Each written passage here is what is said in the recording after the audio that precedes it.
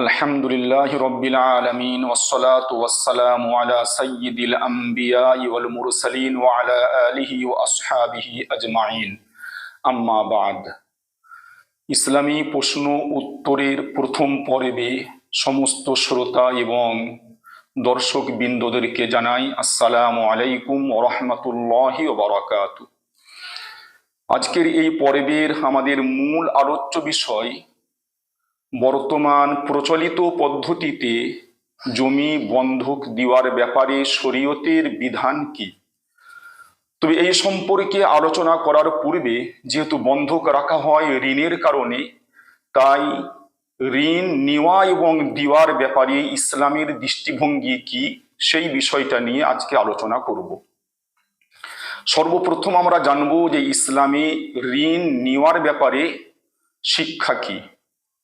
তো আল্লাহ রসুল সাল্লাল্লাহু আলাইহি ওয়াসাল্লাম খুব বেশি এই দোয়া করতেন, আল্লাহুম্মা ইন্নী আউযু বিকা মিনাল মা'সামি ওয়াল মাগরাম, যে আল্লাহ তুমি আমাকে গুনাহ থেকে এবং ঋণ বা লোন থেকে আশ্রয় দান করো।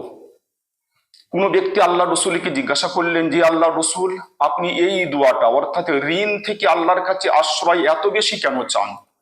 তার উত্তরে আল্লাহ রসুল সাল্লাল্লাহু আলাইহি ওয়াসাল্লাম বললেন, ইন্নার রাজুলা ইদা গরিমা হাদ্দাসা ফাকাযাবা ওয়া ওয়াআদা ফাআখলাফা, যে মানুষ যখন ঋণী হয়ে যায় তখন কথা বলে তো মিথ্যা কথা বলে, আর অঙ্গীকার করে তো অঙ্গীকার ভঙ্গ করে। এই হাদিসটি বুখারী শরীফের 832 নম্বর হাদিস। ঋণ থেকে পরিত্রাণ পাওয়ার জন্য আরো বেশ কয়েকটা হাদিস বর্ণিত আছে, যেমন নাসাই শরীফের 5475 নম্বর হাদিসেও এবং মুস্তাদরাকে হাকিমের 1950 নম্বর হাদিসেও ঋণ থেকে পরিত্রাণ পাওয়ার জন্য দোয়া বর্ণিত আছে। অতএব বোঝা গেল যে ঋণ নেওয়াটা ইসলামে মোটেই খুব ভালো কাজ নয়। ঋণ নেওয়া থেকে বেঁচে থাকার সবসময় চেষ্টা করা দরকার। তবে মানুষের আর্থিক অবস্থা সবসময় একই রকম থাকে না, যার কারণে মানুষ অনেক সময় ঋণ নিতে বাধ্য হয়। ঋণ নেওয়াটা জায়েজ এ সম্পর্কেও বুখারী শরীফের হাদিস আছে, 2068 নম্বর হাদিসে বর্ণিত আছে যে আল্লাহ রসুল সাল্লাল্লাহু আলাইহি ওয়াসাল্লাম এক ইহুদি থেকে ঋণ নিয়েছিলেন। অতএব বোঝা গেল যে ঋণ নেওয়া বৈধ, এবং এই ব্যাপারে সমস্ত উলামারাও একমত যে মানুষ ঋণ নিতে পারে। কিন্তু ঋণ নেওয়ার ক্ষেত্রে তিনটে বিষয় খেয়াল রাখতে হবে। প্রথমত, সুদের উপরে কোনো ঋণ নেওয়া চলবে না, যেহেতু আল্লাহ তাআলা সুদকে স্পষ্ট ভাষায় হারাম বলে ঘোষণা দিয়েছেন সূরা বাকারার 275 নম্বর আয়াতে। তাই সুদের উপরে মোটেই ঋণ নেওয়া যাবে না। তবে চূড়ান্ত পর্যায়ের বাধ্যবাধকতা থাকলে সেখানে সুদের উপরে ঋণ নেওয়ার অনুমতি আছে বলে উলামায়ে কেরামরা মত প্রকাশ করেছেন। স্বাভাবিক অবস্থায় সুদের উপর ঋণ মোটেই নেওয়া যাবে না। দ্বিতীয় বিষয় হলো, ঋণ নেওয়ার সময় ঋণ পরিশোধ করার ব্যাপারে তার পাকা এবং চূড়ান্ত তার নিয়ত বা ইচ্ছা থাকতে হবে। যেহেতু হাদিস শরীফ বুখারী শরীফের 2387 নম্বর হাদিসের মধ্যে আছে, আল্লাহ রসুল সাল্লাল্লাহু আলাইহি সাল্লাম বলছেন, মান আখাযা আমওয়ালান নাসি ইউরিদু আদাআহা আদাল্লাহু আনহু, যে ব্যক্তি মানুষের কাছ থেকে ঋণ নেয় পরিশোধ করার উদ্দেশ্যে, তো আল্লাহ তাআলা তার পরিশোধ করার ব্যবস্থা করে দেন। ওমান আখাযা ইউরিদু ইতলাফাহা আতলাফাহুল্লাহ, আর যে ব্যক্তি মানুষের কাছ থেকে মাল নেয় সেটাকে ধ্বংস করার জন্য, অর্থাৎ ঋণ পরিশোধ না করার উদ্দেশ্যে, তো আল্লাহ তাআলা তাকেও ধ্বংস করে দেন।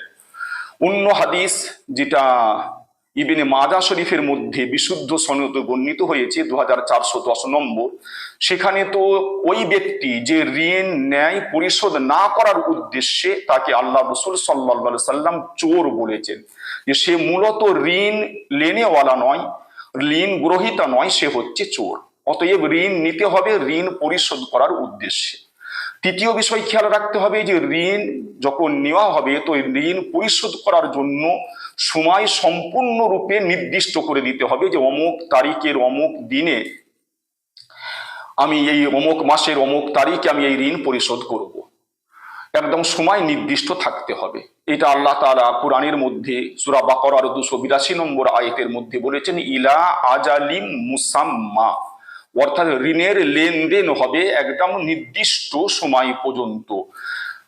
দ্বিতীয় আরেকটা বিষয় এখানে খেয়াল রাখা দরকার, যে আল্লাহ তাআলা সূরা বাকারার 282 নম্বর আয়াতে ঋণ লেনদেনের সম্পর্কে আরো দুটো কথা বলেছেন। সেটা হচ্ছে, এক নম্বর, যে ঋণ লেনদেনের বিষয়টা লিখে রাখা দরকার, লিখিত পরিত হওয়া দরকার।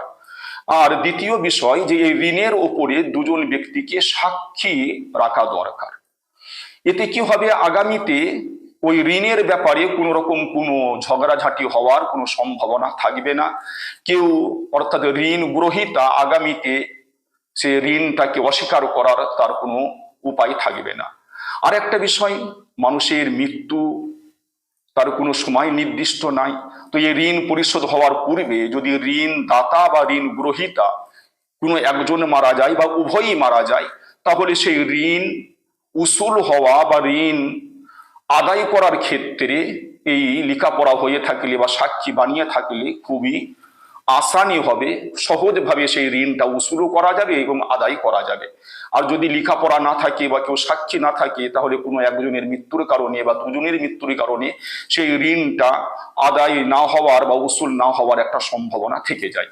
এই জন্য এই আয়াতের ব্যাখ্যায় আল্লামা আবু বকর জাসসাস রহমতুল্লাহ আলাই, যিনি আহকামুল কুরআন লিখেছেন, তিনি তিনার কিতাবের এই আয়াতের ব্যাখ্যায় লিখেছেন যে এই দুটো বিষয়, অর্থাৎ ঋণের লেনদেনের বিষয়টাকে লিপিবদ্ধ করা এবং তার উপরে সাক্ষী বানিয়ে যাওয়া, এটা হচ্ছে একটা মুস্তাহাব আমল, খুব উত্তম কাজ, করলে ভালো, না করলেও কিছু ক্ষতি নাই।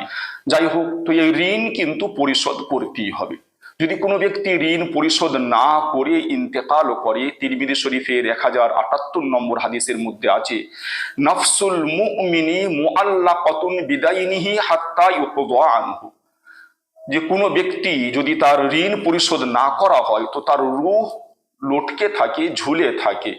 এই জন্য ঋণ অবশ্যই পরিশোধ করতে হবে। আল্লাহ রসুল সাল্লাল্লাহু আলাইহি ওয়াসাল্লাম ওই ব্যক্তিকে সর্বোত্তম ব্যক্তি বলেছেন যে তার ঋণকে সুন্দরভাবে পরিশোধ করে। বুখারী শরীফের 2390 নম্বর হাদিসে এই বিষয়টি বর্ণিত হয়েছে। এবং ঋণ পরিশোধ করার যখনই সামর্থ্য হয়ে যাবে, সঙ্গে সঙ্গে বা যত শীঘ্র সম্ভব সেই ঋণটা পরিশোধ করে দেওয়া দরকার। বুখারী শরীফের 2287 নম্বর হাদিসের মধ্যে আছে, আল্লাহ রসুল সাল্লাল্লাহু আলাইহি ওয়াসাল্লাম বলছেন, মাতুলুল গনি যুলমুন, অর্থাৎ যে ব্যক্তি ঋণ পরিশোধ করার ক্ষমতা রাখে তার ঋণ পরিশোধ করতে বিলম্ব করাটা একটা অপরাধ। অতএব ঋণ নিলে সেই ঋণটা যত শীঘ্র সম্ভব, বিশেষ করে সেই পরিশোধ করার ডেট আসার পূর্বে পূর্বে সেই ঋণটাকে পরিশোধ করে দেওয়া অবশ্য কর্তব্য।